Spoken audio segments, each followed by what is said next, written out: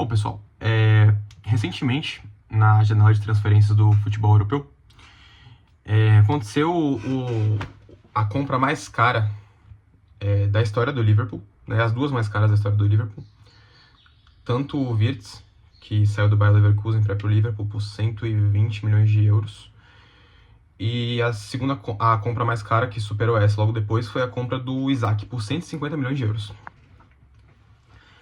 E o que mais me chamou a atenção em toda essa história, né, a famosa novela do jogador sueco Alexander Isak, é que ele estava no Newcastle, que é um time que tem muito dinheiro, porque ele é financiado pelo governo da Arábia Saudita, então dinheiro de petróleo. Só que o Newcastle, diferentemente do Manchester City, diferente do Chelsea, que foram comprados por grandes empresas que dominam países, como, por exemplo, o Manchester City dos Emirados Árabes Unidos, né, do governo dos Emirados Árabes Unidos. Só que o Newcastle ele chegou num tempo... A compra do Newcastle ela foi efetuada um tempo depois da rigorosidade, né, do aumento da rigorosidade do fair play financeiro na Premier League, na Liga de Futebol da Inglaterra. Então o Newcastle ele tem um elenco muito bom, um elenco caro, porque tudo no futebol está muito inflacionado, mas não chega perto do nível de elenco do Manchester City. Do dinheiro que o Manchester City conseguiu colocar no seu time e das conquistas, né? O Manchester City já conquistou 6 Premier Leagues em 7 anos, se eu não me engano é isso. E também conseguiu já ganhar uma Champions League, né? Só que toda essa novela do Isaac é porque ele queria forçar uma saída do Newcastle, porque ele queria muito ser negociado na janela e jogar com o Liverpool. A questão é que ele tinha recentemente renovado o contrato dele até... Não sei se era até 2026, 2027, mas ele tinha renovado o contrato dele com o Newcastle para receber um salário maior. E em nenhum momento desse contrato tinha, pelo menos no que foi divulgado, tinha uma cláusula de rescisão caso algum time que ele tivesse interesse chegasse e tivesse uma proposta de não sei quantos milhões para o Newcastle, né? Então o Liverpool começou oferecendo seus 90 milhões, se não me engano, e foi aumentando o preço à medida que o Newcastle foi pedindo. Só que uma postura que o atacante sueco teve, que eu achei muito questionável, foi começar a forçar, né, começar a galgar essa saída. O Isaac ele começou a faltar aos treinos, começou a chegar... Primeiro ele começou chegando atrasado nos treinos, depois ele começou a faltar aos treinos. E como ele lia as notícias, as especulações saindo, ele sabia do interesse do Liverpool, sabia das propostas que estavam saindo, ele estava cada vez mais fazendo o corpo mole, até que o momento o Newcastle reintegrou ele aos treinamentos, mas não reintegrou ele à equipe principal, então ele estava treinando isoladamente do resto do time. Isso quebrou completamente a relação dele com os companheiros de equipe. O Bruno Guimarães, que é atual capitão do Newcastle, não sei se ele se manifestou publicamente, mas ele deixou bem claro no comportamento dele que o Isaac não fazia mais parte dos planos e o que ele estava fazendo era muito feio. E eu concordo, né, com esse posicionamento. Inclusive, eu gostei muito do posicionamento do clube Newcastle, não só financeiramente, porque ele sabia o que o Liverpool queria e precisava de um atacante, porque a compra do Ekitike, atacante de 22 anos, que já foi por 95 milhões de euros, vindo do Eintracht Frankfurt, muito caro, mas é um jogador jovem, jogador inexperiente. Fez uma temporada boa na Alemanha e o Liverpool pagou uma bagatela de 95 milhões. E aí o Newcastle foi segurando o Isaac, falando, não faz parte dos nossos planos, o que ele está fazendo é repudiado pelo clube. E o Newcastle foi fazendo jogo duro até o Liverpool pagar 150 milhões de euros, que foi um valor recorde aí pro clube, né?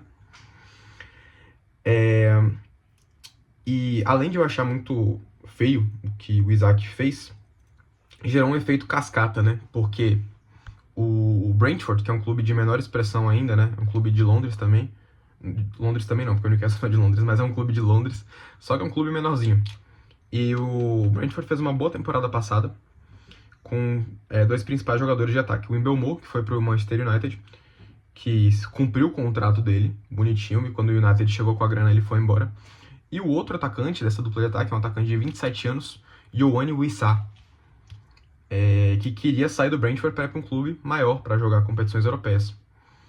E foi isso. E o comportamento do Isaac de fazer corpo mole para forçar uma saída do Newcastle fez com que o Wissa começasse a fazer corpo mole também, começasse a chegar atrasado nos treinos, depois começou a faltar treinos, repetiu o mesmo comportamento, o mesmo protótipo de comportamento do Isaac no Newcastle, ele repetiu do Brentford, para sair do Brentford e ir pro Newcastle ocupar a vaga de atacante assim que o Isaac saísse. E o que eu queria trazer para vocês hoje é uma reflexão acerca do comportamento humano, tá?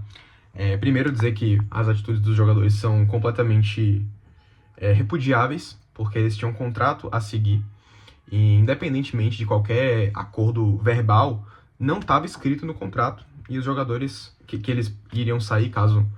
Não estava escrito no contrato que eles sairiam caso um valor X de um clube Y fosse apresentado.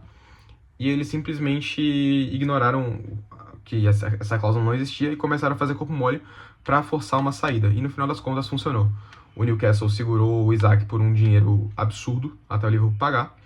E o Issa também saiu por um dinheiro caro. Não lembro quanto foi a quantia, mas foi caro para o Newcastle. Porque, claro, é um time de Premier League vendendo para outro time também da Inglaterra que estava perdendo sua maior estrela, que era o atacante sueco Isaac. Então o Brentford também segurou o Issa por um tempo. Mas o ponto que eu quero chegar é que tanto o Isaac quanto o Issa, quer dizer, o comportamento do Isaac, atacante do Newcastle, fez com que o Issa repetisse o mesmo comportamento. E acerca do comportamento humano, a gente vê muito isso em várias esferas da sociedade. Eu trouxe aqui o futebol, porque é uma coisa que eu gosto, é uma coisa que a maioria das pessoas que assistem meus vídeos gosta também. Mas a gente vê como o comportamento humano ele segue um efeito manada, um efeito cascata. Então, o Isaac se comportou daquela forma para forçar uma saída, e vários outros jogadores já fizeram isso historicamente, né? Forçaram saídas dos clubes, se comportando de maneira mal e saindo do contrato. Muitas vezes o clube também está errado, porque tem sim cláusulas no contrato, mas no caso o Isaac não tinha, foi divulgado pelo clube que não tinha. E o Wissa fez a mesma coisa. E a grande frase do comportamento humano, né, dessa replicação de comportamento visando objetivos parecidos, no caso dos dois atacantes, é que o exemplo arrasta. Eu já ouvi essa frase várias vezes na vida, venho escutando ela e venho repetindo ela como um mantra para mim. Foi o que me ajudou várias vezes e é o que me ajuda a moldar, a ajudar a forjar pessoas boas nos ambientes acadêmicos que eu ocupo. E também no ambiente familiar, por exemplo, eu sou o primo mais velho, então eu tenho que dar o exemplo, de certa forma, porque o exemplo arrasta. Só que o exemplo arrasta tanto para o bem quanto para o mal. E você vê que no caso dos atacantes, ambos eles é complicado, né? Ambos visaram um interesse próprio, acima da instituição, que deve estar acima de qualquer jogador no futebol, e isso se repete na sociedade várias vezes, como a instituição tem que estar acima do instituído, digamos assim. E isso mostra como as pessoas elas tendem a ter uma tendência natural a desrespeitar as instituições, desrespeitar os contratos, sejam eles contratos formais ou contratos sociais que são estabelecidos em relacionamentos, como relacionamentos de pai para filho, de mãe para filho, de esposo para esposa. As pessoas elas visam, antes de tudo, um interesse próprio. É da natureza humana, da natureza pecaminosa humana. E esse é um caso claro de quando o exemplo arrasta para o mal, certo? E o comportamento humano é muito guiado por isso, por esses exemplos. Espera que estão me ligando aqui. E, basicamente, cara, você pega o exemplo do Mbeumo, que era a dupla de ataque do Issa no Brentford, aquele clube menor, e ele cumpriu o contrato dele, não faltou nenhum treino, e da mesma forma conseguiu o mesmo objetivo, a saída, né, dele do Brentford para um clube de maior expressão, que é o Manchester United, que, convenhamos, está numa fase péssima, mas ainda assim é o maior clube da Inglaterra. Pelo menos tem essa conversa aí, disputa entre United e Liverpool. Mas tudo que eu quero dizer é repetir o mantra aqui, né, de que o exemplo arrasta. As palavras até podem convencer, mas o que arrasta é o exemplo. Então, se você tem qualquer influência, e eu não digo influência social, mas eu digo influência até nível da sua própria família, né? Se você é um primo mais velho, um irmão mais velho, ou se você quer dar o exemplo para qualquer outra pessoa que se inspire em você, e é muito difícil que você não tenha na sua vida pessoal pessoas que se inspiram em você. Você sempre vai ser mais velho que alguém, sempre vai ter alguém te observando, por mais que a gente não seja tão significante assim pro mundo, a ponto de guiar todas as nossas ações pensando, caramba, tem alguém me observando. E tirando o fato de que o Senhor poderosíssimo está observando a todos nós, mas o Senhor, claro, não vai se guiar pelos nossos exemplos, e sim nos julgar da maneira justa, como Ele decide. Mas o exemplo, ele arrasta para pessoas que você influencia. Você influencia alguém. Certamente você influencia alguém. Eu influencio meus calouros na liga que eu faço parte. Eu influencio minhas primas mais novas. Eu não tenho irmão, mas eu certamente influencio meus irmãos. E a partir do ponto que você vira adulto e começa a participar das discussões familiares mais profundas, seja sobre finanças, seja sobre quaisquer outras coisas, você acaba virando um exemplo também para seus pais, né? Seus pais podem se inspirar em você, né? Então, escolha bem qual exemplo você vai querer deixar. Trouxe aqui esse exemplo do futebol, mas tem vários outros exemplos aí que eu posso usar, mas escolha muito bem qual exemplo você vai demonstrar para as pessoas que se inspiram em você, porque certamente existem essas pessoas. E caso você não saiba, é porque você ainda não descobriu ou porque elas estão sendo preparadas para chegar e serem inspiradas por você. O exemplo arrasta, né? É aquele famoso faço o que eu digo, não faço o que eu faço, mas no fim das contas, se você tem influência sobre a vida e sobre o desenvolvimento acadêmico, pessoal, profissional de quaisquer outras pessoas, você tem um certo grau de responsabilidade que as pessoas muitas vezes se eximem de ter essa responsabilidade, ou falar, o fulano é adulto, ele sabe o que ele faz. Mas venhamos e convenhamos, o ser humano não existe senão em sociedade, correto? Então, se você está em sociedade, você tem pessoas lhe observando. Tendo pessoas lhe observando, elas podem ou não decidir se inspirar em você. E ande sempre com seus semelhantes, sabe?